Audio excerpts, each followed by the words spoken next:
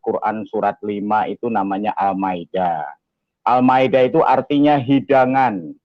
Jadi kenapa diartikan hidangan? Ya itulah kalau ada saya, Anda semua akan dikenyangkan oleh firman Tuhan. Karena Tuhan Yesus berkata, manusia hidup bukan dari roti saja, tapi dari setiap firman yang keluar daripada mulut Tuhan. Hari ini saya hadir di tempat ini untuk menyaksikan kenapa saya bisa ada di tempat ini, kenapa saya harus sampaikan untuk saya bersaksi. Kenapa? Karena di dalam Kisah Rasul 1 ayat yang ke-8, kamu akan menerima kuasa kalau Roh Kudus turun ke atas kamu dan kamu akan menjadi saksiku di Yerusalem. Itu di rumah dulu. Di Yudea itu di tetangga-tetangga kita. Di Samaria itu di sekeliling kita. Sampai ke ujung bumi. Jadi kita akan menjadi saksi Tuhan di mana-mana. Sampai ke ujung bumi karena bumi nggak ada ujungnya. Karena bumi bulat. Artinya penginjilan ini tidak boleh terhenti. Penginjilan harus kita lakukan dimanapun, kapanpun, dan kepada siapapun. Nama saya Al-Maidah, saya berasal dari, jelas kalau dari nama saya pasti saya dari Muslim. Saya diajarkan agama Muslim yang benar, saya harus melakukan kewajiban-kewajiban agama saya. Dari kecil saya sudah ikut kuliah subuh dan lain sebagainya. Bahkan saya di Cirebon juga saya mempelajari agama yang secara baik dan benar, agama saya yang dulu. Tapi karena bapak saya ini dukun, jadi bapak saya ini keturunan dari Raja Bali, menurut bapak saya. Kemudian ibu saya ini keturunan Raja Solo, jadi saya punya gelar. Tetapi saya nggak pakai itu gelar, karena manusia dihormati bukan karena gelarnya, tapi karena perilakunya. Jadi saya dari 7 bersaudara, karena bapak saya dukun, kata bapak saya, sayalah yang punya tempat. Sayalah yang harus menggantikan ilmu-ilmu yang dimiliki oleh bapak saya. Sehingga mau tidak mau, siap atau tidak siap, saya dari kecil sudah dibina, sudah dipersiapkan untuk menggantikan posisi bapak saya sebagai dukun. Sehingga saya sudah biasa itu puasa 1 hari, 2 hari, seminggu ngerowot, terus pati geni, terus puasa mutih, puasa sampai kita 40 hari dikubur dan lain sebagainya untuk menerima ilmu-ilmu yang dari bapak saya. Tetapi setelah saya menerima ilmu-ilmu dari bapak saya merasa tidak cukup. Saya belajar dari bapak saya saja sehingga saya mencari tempat-tempat yang angker-angker, saya mencari makam-makam, mencari tempat-tempat yang saya kira bisa untuk saya meditasi, untuk saya bisa bertapa, untuk menambah ilmu saya. Sehingga saya belajar lagi di Cirebon, saya belajar di beberapa tempat, ya, untuk saya menambah ilmu saya. Kemudian saya belajar lagi di daerah Banten, di Baduy, di Cikupa, kemudian di Malingping. Saya juga bertapa di Gunung Kencana. Saya di sana saya diangkat menjadi anaknya Raja Jin. Setelah saya berpuasa, setelah saya bertapa selama 1 minggu. Jadi saya diangkat oleh menjadi anak angkatnya Jin atau bapak saya Jin. Saya dibekali beberapa ilmu oleh bapak Jin saya, dan saya juga dibekali beberapa jimat, baik itu yang berupa batu berupa kepala ayam, percis kayak kepala ayam, seperti ceker ayam. Saya diberi juga itu batu seperti bawang putih, batu seperti fosil, seperti salak, tapi berwarna putih, dan lain sebagainya. Saya mendapatkan ilmu banyak dari bapak jin saya. Dan bapak jin saya ini berkata kepada saya, kalau kamu nanti diganggu orang, kalau kamu nanti berurusan dengan orang lain, kamu tinggal diam aja. Kamu nggak usah lakukan apapun, sebab aku yang berurusan kepada mereka. Sehingga saya semakin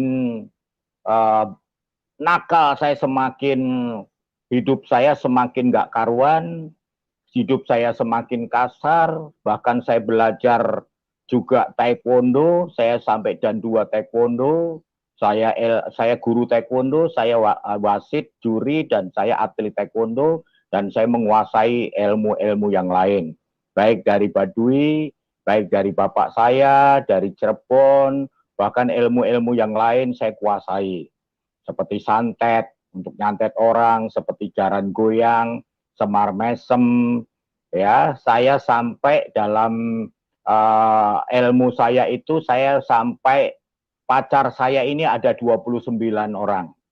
Jadi 29 itu orang semua yang saya pelet, yang saya pakai ilmu jaran goyang. Bahkan saya dulu punya ilmu dari rokok, saya tulis, kemudian saya tiup, itu satu kampung akan jatuh cinta kepada saya semua.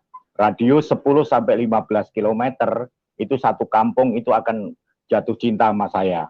Itu ilmu lama saya, sehingga saya semakin hari semakin bertambah kasar, semakin bertambah keras, dan saya selalu mencoba ilmu-ilmu saya. Nah, saya selama memiliki dan saya selama berkeyakinan saya yang lama, tidak ada damai, tidak ada sukacita, tidak ada ketenangan. Yang ada itu hanya emosi, kita temperamental, kita setiap hari ingin pukul orang, tiap hari mau santet orang, mau guna-gunain orang. Sehingga pada tahun 1980, saya sudah buka praktek perdukunan di daerah Grogol, ya, di Jakarta. Di sana saya banyak mengobati orang-orang yang kesurupan, orang-orang yang sakit segala macam penyakit yang orang lain nggak bisa obati. Saya bisa obati dengan cara-cara lama, karena saya banyak jin yang menjaga, yang menyertai saya. Bahkan Bapak Jin saya sendiri selalu membantu saya dalam hal-hal pengobatan, mengusir setan, baik rumah-rumah angker supaya nggak jadi diganggu setan lagi. Itu urusan saya dulu. Dan saya banyak juga saya mendapatkan berkat yang luar biasa dari saya jadi dukun waktu itu. Pertama orang datang itu sudah bawa rokok, ya, bisa 3, 4, 5 slop itu. Kemudian bawa gula, bawa teh, bawa kopi, dan lain sebagainya. Sehingga saya kadang-kadang seminggu sekali saya titip maaf, seminggu sekali saya titip barang-barang yang diberikan orang lain itu ke warung-warung. Dan uang pun saya sangat-sangat memiliki uang yang luar biasa. Sehingga saya waktu itu sudah bisa beli motor sendiri dan lain sebagainya. Saya merasa tercukupi dan saya merasa hidup berkelimpahan waktu itu. Nah, akhirnya saya berusaha untuk santet orang-orang Kristen.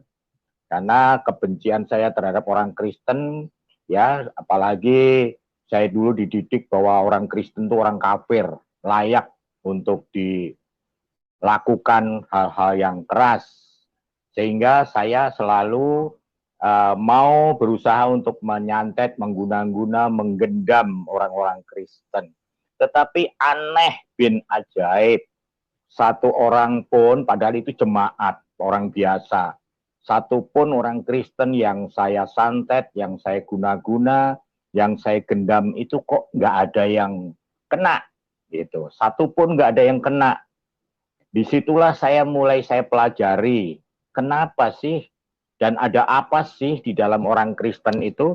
Sebab pada saat saya belajar dukun dulu, itu guru saya yang paling sakti, dia berkata kepada saya, hati-hati dengan nama Isa Al-Masih, atau hati-hati dengan orang yang percaya Isa Al-Masih. Saya tanya kepada guru saya, kenapa memang dengan nama Isa Al-Masih dan orang-orang yang percaya Isa Al-Masih? Udah, kamu nggak perlu banyak tanya, udah kamu tinggal menyingkir aja dari mereka, nanti kamu kalah, begitu.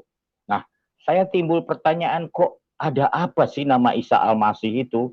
Kok demikian hebatnya? Bahkan dukun saya juga dan teman-teman saya dulu kalau mau ngambil jimat, kalau mau ngambil sesuatu di tempat-tempat yang angker, di tempat-tempat yang ada jimatnya, itu selalu izin yang terakhir itu ditujukan kepada baginda Isa Al-Masih, supaya benda itu, jimat itu bisa kita ambil gitu loh.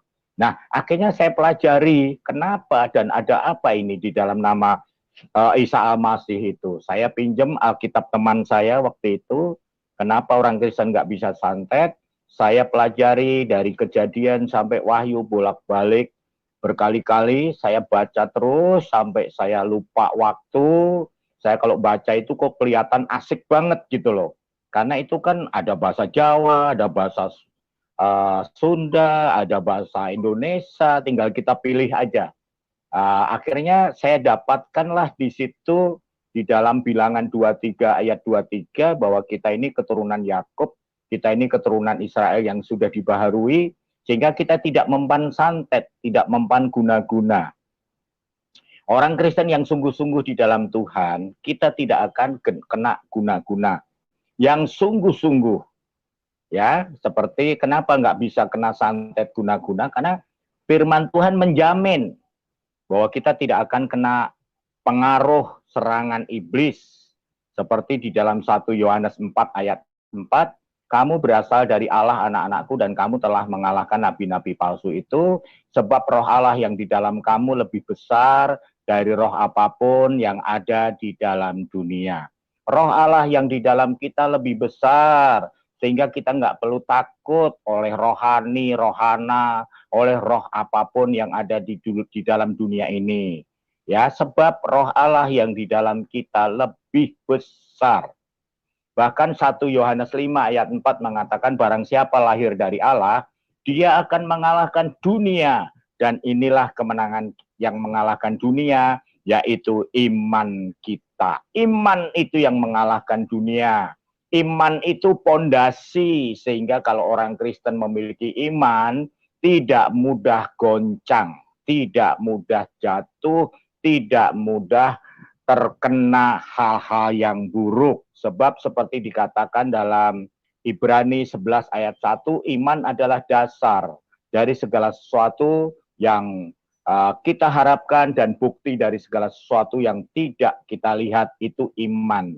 Jadi iman adalah dasar, pondasi bagi kekristenan, bagi orang percaya, supaya kita tidak mudah goyah.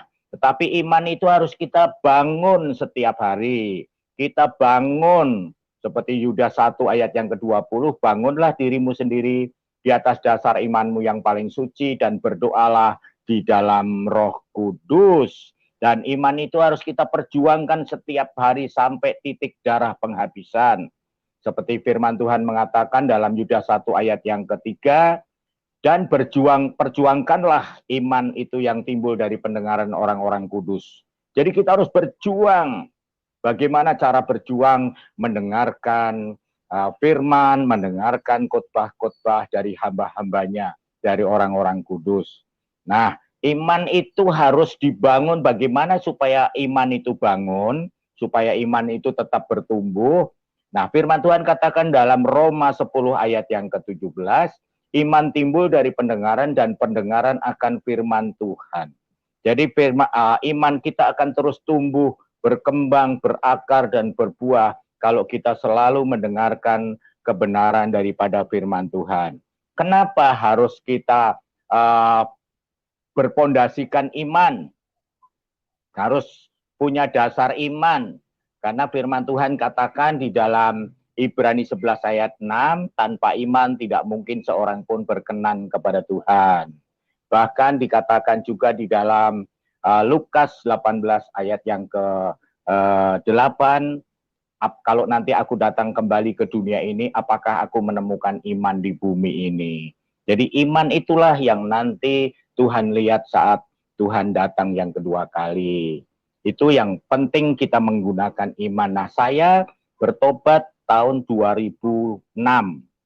Dari tadinya saya main film, tadinya saya sebagai bintang film, saya membintangi Candy, Jelita, Cahaya hingga akhir waktu, bahkan Cookies, bahkan film-film Gari Nugroho, bahkan saya membintangi film layar lebar juga. Dan banyak film yang saya bintangi waktu itu. Bahkan anak saya tiga-tiganya main film. Istri saya juga main film. Tetapi akhirnya Tuhan minta saya tinggalkan semua. Pekerjaan saya juga Tuhan minta ditinggalkan. Nah, saya waktu itu untuk meninggalkan itu nggak mudah. Karena saya punya ilmu yang luar biasa. Saya uji apakah Yesus itu lebih hebat dari ilmu saya. Apakah Yesus itu lebih besar, lebih berkuasa dari ilmu-ilmu saya. Saya uji dulu, nggak mudah saya percaya.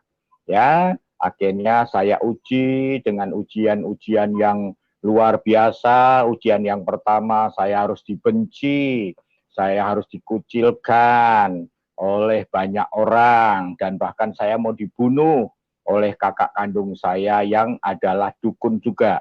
Dia bisa membunuh dari jarak jauh, ya, dari kota lain pun bisa. Waktu itu berhadapan dan dia katakan kalau saya nggak kembali ke iman yang lama, dia mau bunuh saya. Nah, sejak saya terima Tuhan Yesus, saya tidak ada rasa takut. Ya, saya tidak punya rasa khawatir untuk mati. Kenapa? Karena Filipi 1:21, bagiku hidup adalah Kristus dan mati adalah keuntungan. Nah, mati itu untung. Kenapa mati untung? Mati itu kita akan langsung masuk ke surga. Seperti firman-Nya di dalam Yohanes 14 ayat 1 sampai 3, aku pergi kepada Bapa untuk menyediakan tempat bagimu. Dan kalau tempat itu sudah tersedia, sudah jadi, aku akan datang kembali untuk menjemput kamu. Sehingga di mana kamu berada, di mana aku berada, di situ kamu berada. Jadi jelas, saat kita mati nanti, saat kita meninggal nanti, Tuhan Yesus yang akan menjemput kita. Bukan malaikat mungkar, bukan malaikat nakir, bukan malaikat yang lain. Tetapi Tuhan Yesus sendiri yang akan menjemput kita supaya kita bersama Bapa di surga. Maka kalau orang Kristen yang meninggal, kita nggak perlu lagi berkata selamat berduka cita. Orang telah kembali ke rumah Bapa kok selamat berduka cita. Yang penting itu kita ucapkan kami yang berempati, kami yang mengasihi.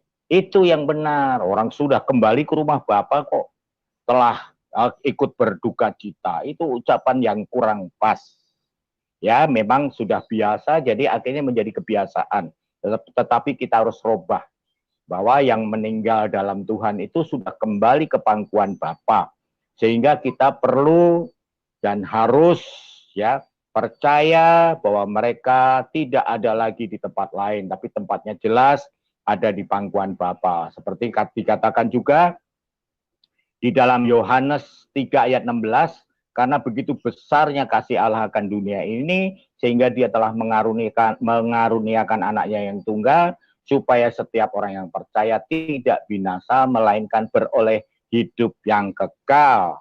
Apalagi Yohanes 3 ayat 18, barang siapa percaya, dia tidak dihukum. Tetapi barang siapa tidak percaya, dia sudah ada di dalam hukumnya. Apalagi firman Tuhan di dalam Kisah Rasul 4 ayat 12, bahwa di kolong langit ini tidak ada nama lain yang olehnya kita beroleh keselamatan. Tetapi hanya di dalam Dia, di dalam Yesus kita beroleh keselamatan. Dan firman-Nya juga di dalam Roma 10 ayat 9 dan 10, barang siapa mengaku dengan mulutnya Yesus Kristus adalah Tuhan, dan percaya dengan segenap hatinya bahwa Bapa telah membangkitkan Dia dari antara orang mati, maka kita akan diselamatkan. Kenapa Yesus kok bisa menyelamatkan setiap kita? Kok bisa menjamin bahwa kita pasti selamat dan masuk surga? Ya, karena Tuhan berkata di dalam Ibrani 7 ayat 22 bahwa Yesus Kristus adalah jaminan dari suatu perjanjian yang paling kuat. Yang menjamin ya Tuhan Yesus. Seperti di dalam Yesaya 11, Yesaya 43 ayat 11. Yesaya 43 ayat 11, aku ini Tuhan Allahmu dan tidak ada juru selamat selain daripadaku. Jadi kalau kita mau bikin restoran, cari juga tukang masak namanya juru masak. Kalau kita mau bikin taman yang baik, juga cari juru taman. Begitu juga kalau kita mau ke rumah sakit, sakit yang ngerawat kita, juru rawat, dia yang ahli, dia yang bisa merawat, dia yang bisa membuat segala sesuatu apa yang kita mau. Demikian juga kalau kita mau selamat, kita mau masuk surga, ya kita cari juru selamat. Yesus itu punya gelar juru selamat. Sehingga saat kita mengikut dia, percaya kepada dia, maka kita pasti akan diselamatkan. Di mana sih ayatnya kok kita pasti selamat itu di mana? Yohanes 10 ayat 28. Yohanes 10 ayat 28, dan aku memberikan hidup kekal kepada mereka, dan mereka pasti akan diselamatkan, dan tidak ada seorang pun yang akan binasa. Ya, jadi kita pasti tidak ada orang pun yang akan merebut mereka dari tanganku. Pasti. Bahkan di dalam Roma 5, 9, dan 10, pasti selamat. Jadi keselamatan adalah pasti, itulah yang membuat saya berpikir-pikir, kok ini ada firman yang sangat jelas bagaimana kita masuk surga. Bagaimana kita bisa sampai dan pasti masuk surga. Hanya satu jalannya. Seperti dikatakan juga 1 Yohanes 2 ayat yang ke-1 dikatakan, anak-anakku, aku ingin supaya kamu tidak berbuat dosa lagi. Tetapi jika engkau berbuat dosa, kita mempunyai seorang penolong yang adil, yaitu Yesus Kristus. Ya, jadi penolong yang adil. Bahkan ayat yang kedua dikatakan, Yesus datang bukan untuk menyelamatkan 1-2 orang, tapi untuk menyelamatkan dunia. Ya, dunia yang akan diselamatkan, seluruh dunia yang percaya, yang mengaku, yang menjadikan Tuhan Yesus sebagai Tuhan dan Juru Selamat pribadinya. Jadi kita pasti selamat. Kemudian, kenapa orang Kristen nggak bisa disantet? Juga dikatakan dalam Keluaran 14 ayat 14, aku akan berperang untuk kamu dan kamu tinggal diam saja. Diam saja menang. Jadi nggak perlu kayak saya kemarin. Saya diserang orang, saya perlu pakai jurus-jurus. Saya perlu pakai mantra-mantra, saya mengundang ya hadirnya Bapak Jin saya dan jin-jin yang selama ini membantu membentengin saya undang, saya rapal ilmu-ilmu supaya orang-orang yang berurusan nama saya, dia berurusan dengan parewangan saya, atau bahasa Jawanya itu kodam, kalau bahasa Sundanya itu karuhun. Itu yang membentengi saya, yang selalu menjaga dan membela, bahkan menyerang orang-orang yang berurusan dan mereka akan melakukan sesuatu terhadap saya. Dan kenapa kita nggak bisa diserang oleh iblis? Alasan yang berikutnya, Lukas 10 ayat 19. Lukas 10 ayat 19, sesungguhnya aku sudah memberi kuasa kepadamu untuk menginjak ular. Untuk ular itu iblis, untuk menginjak kalajengking, penguasa-penguasa yang ada di bumi, dan kuasa untuk menahan kekuatan musuh, sehingga tidak ada yang membahayakan kamu. Tidak ada yang membahayakan kamu. Bahkan di dalam Mazmur 60 ayat 14, Mazmur 60 ayat 14, bersama Allah kita akan lakukan perbuatan-perbuatan yang gagah perkasa, sebab dia sendiri yang akan menginjak lawan-lawan kita. Jadi bersama Tuhan, ada lagunya itu. Bersama Yesus, lakukan perkara besar. Bersama Yesus, tidak ada yang sukar. Bersama Yesus, ada jalan keluar untuk masalahku, untuk masalahmu, untuk masalah kita semua. Bersama Yesus, kita akan melakukan perbuatan-perbuatan yang besar. Sebab Tuhan berkata di dalam Yohanes 14 ayat 12, Yohanes 14 ayat 12, jika engkau percaya, engkau akan melakukan hal-hal yang besar, bahkan yang lebih besar dari apa yang sudah aku lakukan, kata Yesus, sebab aku pergi kepada Bapa. Kalau kita percaya, kita akan melakukan hal-hal yang besar. Kenapa Tuhan Yesus bisa memberi kuasa kepada setiap kita, kepada setiap orang yang percaya? Karena Tuhan berkata di dalam Matius 28 ayat yang ke-18. Matius 28 ayat 18, Yesus mendekati mereka dan berkata kepadaku, sudah diberi kuasa di sorga dan di bumi. Yesus sudah memberi kuasa. Ya, Yesus sudah diberi kuasa di sorga dan di bumi. Kalau setan itu hanya berkuasa di bumi. Dia hanya berkuasa di dunia, tetapi Yesus dia punya kuasa baik di sorga maupun di bumi. Hingga saat kita percaya Yesus, segala kuasa sudah diberikan kepada kita. Kenapa? Karena kita ini anak-anaknya. Kita adalah anak-anak Tuhan. Tuhan berkata di dalam Yohanes 1 ayat 12, jika engkau percaya, engkau akan diberikan kuasa menjadi anak-anak Allah. Kita diberi kuasa, sehingga ada lagu, aku diberi kuasa dari yang maha kuasa. Kita diberi kuasa untuk apa? Untuk apa? Untuk menaklukkan iblis, menaklukkan setan. Kenapa? Karena kita anak Tuhan. Tuhan berkata di Galatia 6 ayat 17. Galatia 6 ayat 17. Selanjutnya jangan ada yang menyusahkan aku, karena pada tubuhku ada tanda-tanda sebagai milik Yesus. Pada tubuh kita ini ada tanda, ada karakter, ada kuasa, bahkan ada DNA-nya Yesus. Ya. Sehingga firman Tuhan dalam Markus 16, 17 dan 18, Markus 16, 17 dan 18, tanda-tanda ini akan menyertai setiap orang yang percaya. Yang pertama, mereka akan mengusir setan-setan demi namaku. Yang kedua, dia akan mengenakan bahasa-bahasa yang baru, bahasa lidah, bahasa roh. Yang ketiga, mereka akan pegang ular, itu iblis, sehingga iblis tidak lagi berkuasa atas kita. Dan yang berikutnya, walaupun kita minum racun maut, kita tidak akan kena celaka. Dan walaupun kita kita akan menumpangkan kita akan menumpangkan tangan kepada orang sakit dan orang itu akan sembuh.